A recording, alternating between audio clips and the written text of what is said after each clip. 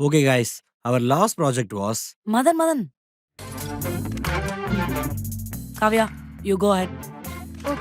Okay, guys. Our last project. Kavya, நில்லு. Project பத்தி நான் ஏன் எக்ஸ்பிளைன் பண்ணக்கூடாது?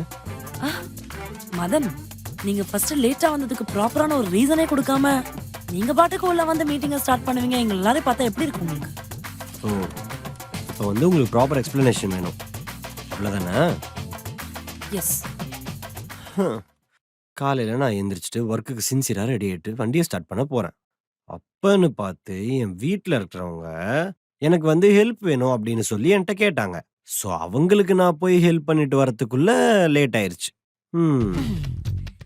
இவரோட ஹெல்ப்பை பத்தி தான் நம்ம எல்லாருக்குமே தெரியுமே. ரொம்ப நல்லா ஹெல்ப் பண்ணிருப்பாரு. வீட்ல இருக்கிறவங்களுக்கு அது பிடிச்சிருக்காது. அந்த வேலையை முடிச்சிட்டு வரதுக்கு லேட் ஆயிருக்கு போல இருக்கு. நான் ஒழுங்கா ஹெல்ப் பண்ணியிருந்தாலும் அந்த ஒர்க் முடிஞ்சிருக்காது. ஏன் மதன்? அப்படி கேளு காவியா. ஏன்னா என் வீட்டில் ஒருத்தங்க ஒரு உதவின்னு ஒன்று கேட்டாங்க பத்தியா. அவங்களுக்கு அது என்ன வேலைன்னே தெரியாம ஹெல்ப் கேட்டாங்க. ஸோ அவங்களுக்கு நான் வந்து அது என்ன வேலைன்னு சொல்லி புரிய வச்சு அந்த வேலைக்கு ஒரு ஐடியா கொடுத்துட்டு வரத்துக்குள்ள லேட் ஆயிடுச்சு. எங்க எல்லாரையும் பார்த்தா என்ன மென்டல் மாதிரி இருக்குல்ல. நீங்க ஆபீஸுக்கே செம்ம ஐடியாஸ்லாம் பிட்ச் பண்ணிருக்கீங்க. உங்க ஐடியாஸ் எல்லாம் ரொம்ப 90s ரொம்ப ஓல்டு ஃபேஷன்டா இருக்கும்.